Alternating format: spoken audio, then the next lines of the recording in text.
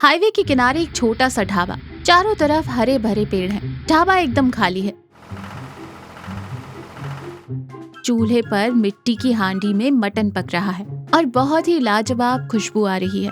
रंगा उदास बैठा है। पास ही लता ज्वार का आटा गूंथ रही है।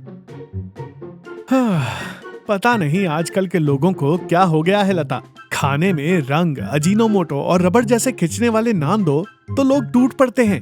मैं सुबह 4 बजे उठकर सिलबट्टे पर मसाले पीसकर इस मिट्टी की हांडी में मटन बनाता हूँ, फिर भी खाने कोई नहीं आता। लगता है आजकल इस ईमानदारी की कोई कद्र ही नहीं बची है।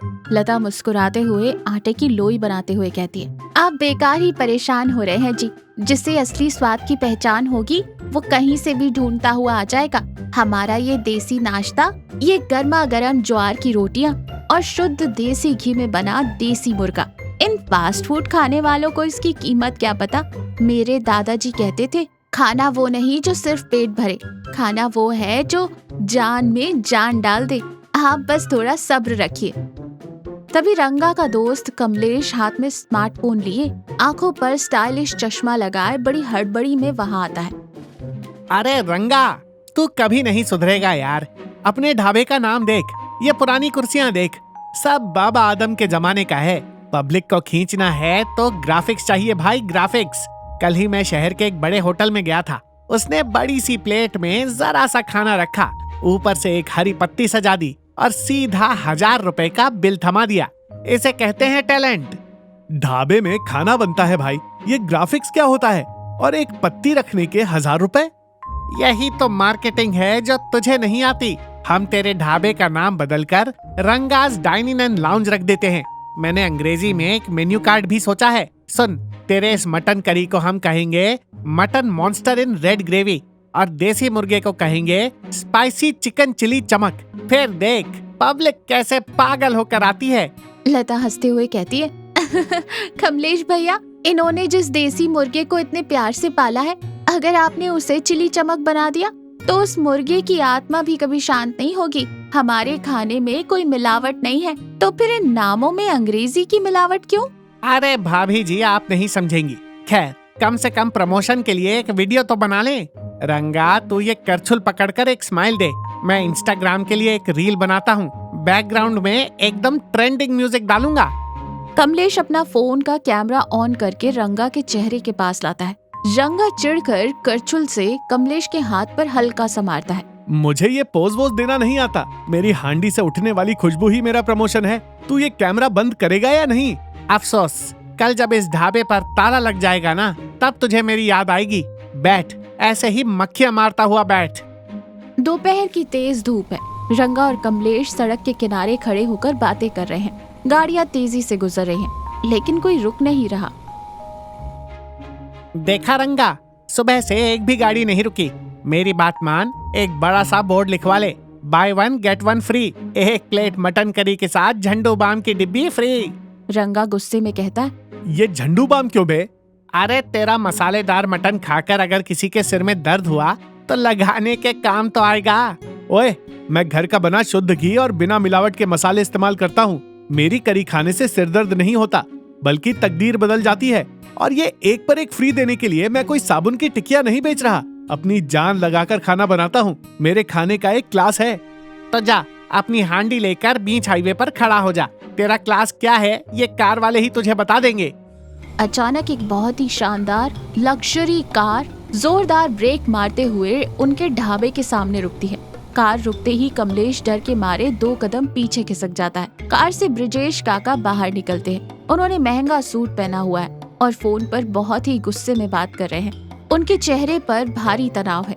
ब्रिजेश काका फोन चलाते हुए कहते हैं, वो 500 करोड़ का प्रोजेक्ट कैंसिल होता है तो होने दो। मेरी जान से बढ़कर कुछ नहीं है। डॉक्टर ऑपरेशन की कह रहे हैं। मुझे कुछ हजम नहीं हो रहा, पेट में भयंकर जलन है। फोन रखो तुम। वो फोन काट कर अपना पेट पकड़े हुए झुंझलाहट के साथ ढाबे की तरफ देखते हैं। कमलेश तुरंत अलर्ट हो जाता है और अपनी टूटी फूटी अंग्रेजी झाड़ने की कोशिश करता है। कमलेश रंगा के कान में फुसफुसाते हुए कहता है, ओए रंगा, बहुत बड़ी पार्टी है, कोई अरबपति लग रहा है। ये जो भी पूछे तू बस अंग्रेजी में यस सर बोलना। ब्रिजेश काका के पास जाकर कमर झुकाकर कहता है, welcome sir, please sit sir, our hotel is natural AC sir, cool breeze. काका चारों तरफ देखते। क्या मिलता है यहाँ खाने को? मैंने दूर से कोई होटल समझकर गाड़ी रोकी थी, ये तो कोई छोटी सी झोपड़ी है, यहाँ तो मक्खियाँ भिनभिना रही होंगी। रंगा मुस्कुराते हुए बहुत ही विनम्रता से हाथ बांधकर कहता है, बाबूजी, हमारी झोपड़ी छोटी जरूर है, पर हमारे दिल बहुत बड़े हैं।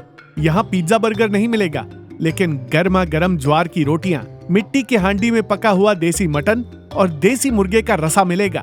आप बस एक बार बैठ जाइए। ब्रिजेश घबराते हुए कहता है, मटन करी, देसी मुर्गा, अरे उसमें तो तुम लोगों ने दुनिया भर के मसाले, नकली रंग और लीटर भर तेल उड़े रखा होगा। मुझे अल्सर है, गैस की भयंकर बीमारी है। तुम्हारा ये खाना खा लिया तो पेट में आग लग जाएगी। नहीं चाहिए मुझे, जा रहा हूँ मैं। सर, इसे मार्केटिंग नहीं आती इसलिए ऐसा बोल रहा है। आप कहेंगे तो हम इस मटन को पानी से धोकर इसका सारा तीखापन निकाल देंगे, ऊपर से खूब सारा चीज और टोमेटो सॉस डालकर आपको परोस देंगे। आप बस बैठ जाइए सर। बाबूजी, मेरे इस दोस्त की बेवकूफी भरी बातों पर ध्यान मत दीजिए। मैं फैक्ट्री में बने पैकेट वाले मसाले इस्तेमाल नहीं करता। मेरी पत्नी खुद सिलबट्टे पर धनिया, जीरा और काली मिर्च पीसती है। मैं बाजार का तेल नहीं, घर का बना घी इस्तेमाल करता हूँ। मेरा खाना आपके पेट में आग नहीं लगाएगा, बल्कि ठंडक पहुँचाएगा। आप दवाइयाँ खा खाकर थक चुके हैं। मेरी बात का यकीन मानकर सिर्फ एक निवाला खा लीजिए। अगर आपके पेट की जलन कम न हुई तो मैं हमेशा के लिए अपना ढाबा बंद कर दूंगा।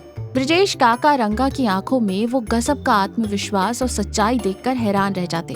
वो बिना कुछ कहे चुपचाप जाकर एक पुरानी कुर्सी पर बैठ जाते हैं। कमलेश घबराहट में अपने नाखून चबाने लगता है। लता एक केले का पत्ता बिछाती है, उस पर भाप निकली हुई जवाहर की 2 रोटियां, एक छोटी सी मिट्टी की कटोरी में मटन करी और थोड़े से प्याज रखती है। उसकी लाजवाब खुशबू पूरे ढाबे में फैल जाती है।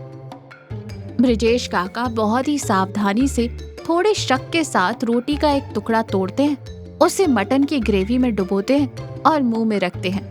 रंगा हाथ बांधे चुपचाप उन्हें देख रहा है। कमलेश तो जैसे भगवान से प्रार्थना कर रहा है। ब्रिजेश काका बहुत धीरे धीरे चबाते हैं। अचानक उनका चबाना रुक जाता है। उनकी आंखें बड़ी हो जाती हैं। उनके चेहरे की वो सारी सख्ती और तनाव गायब हो जाता है, जैसे वो किसी पुरानी दुनिया में खो गए हों। उनके हाथ कांपने लगते हैं और आंखों से आंसू तैरने लगता है। कमलेश बुरी तरह कांपते हुए फुसफुसाता है, मारे गए रंगा, इसके तो गैस दिमाग में चढ़ गई है।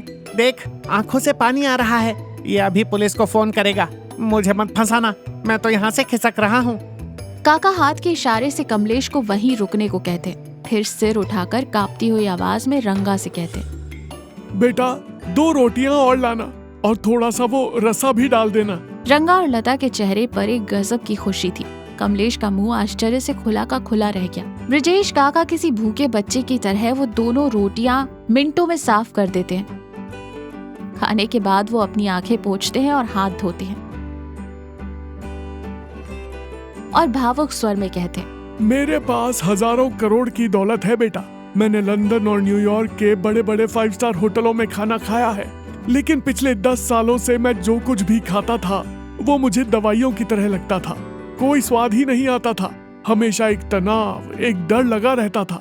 लेकिन आज जैसे ही मैंने तुम्हारा ये निवाला मुंह में रखा, मुझे 50 साल पुरानी बात याद आ गई। मेरे गांव में बारिश हो रही थी और मेरी माँ ने ठीक इसी तरह मिट्टी की हांडी में लकड़ी के चूल्हे पर मुझे मटन बनाकर खिलाया था। रंगा, आज तुम्हारे इस खाने में मुझे हूबहू मेरी माँ के हाथों का स्वाद मिला है।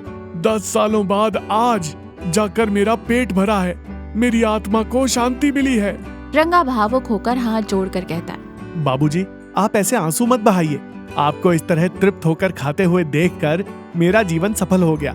मैंने ये खाना कोई व्यापार करने के लिए नहीं, बल्कि अपनी जान लगाकर बनाया था। ब्रिजेश काका आंसू पोंछकर मुस्कुराते हुए कहते हैं, तुम्हारा ढाबा छोटा जरूर है रंगा, लेकिन तुम्हारे खाने का रुतबा आसमान से भी बड़ा है। आज के बाद तुम ये सोचकर दुखी मत होना कि यहाँ ग्राहक नहीं आते। तुम्हारी इस ईमानदारी का मैं तुम्हें एक इनाम देता हूँ। कल से मेरी फैक्ट्री में काम करने वाले 500 कर्मचारी रोज दोपहर का खाना तुम्हारे ही ढाबे पर खाएंगे। लता बेहद खुश है। 500 लोग? ये तो बहुत खुशी की बात है बाबूजी। कल से आपके कर्मचारियों के लिए मैं खास देसी मुर्गे का पुलाव बनवाऊंगी। बात यही खत्म नहीं होती रंगा। हम तुम्हारे इस ढाबे को ऐसे ही रहने देंगे, लेकिन शहर के बीचों बीच बिल्कुल इसी मिट्टी की हांडी और कंडे वाले स्टाइल में एक बड़ा ऑथेंटिक देसी रेस्टोरेंट खोलेंगे। सारा पैसा मेरा होगा और स्वाद तुम्हारे हाथों का। ये सुनते ही कमलेश तुरंत फिसलकर ब्रजेश काका के बगल में आकर खड़ा हो जाता है। सर क्या गजब का आइडिया है सर। उस शहर वाले रेस्टोरेंट में अगर मार्केटिंग हेड की कोई कुर्सी खाली हो तो मुझे दे दीजिएगा। ब्रजेश काका जोर से हंसते हैं। तुम्हें नौकरी जरूर दूंगा कमलेश, लेकिन अगर तुमने मेरे रेस्टोरेंट के खानों के नाम अंग्रेजी में रखे तो मैं कसम खाता हूँ तुम्हें उसी मटन की हांडी में डालकर उबाल दूंगा। सब एक साथ ठहाका मारकर हंसते हैं। ब्रजेश काका अपनी कार के ड्राइवर को भी बुला लेते हैं और फिर सब मिलकर रंगा, लता, कमलेश और ब्रजेश काका बाहर खुली हवा में चटाई पर बैठकर एक साथ जवार की रोटियां और मटन करी खाते हैं।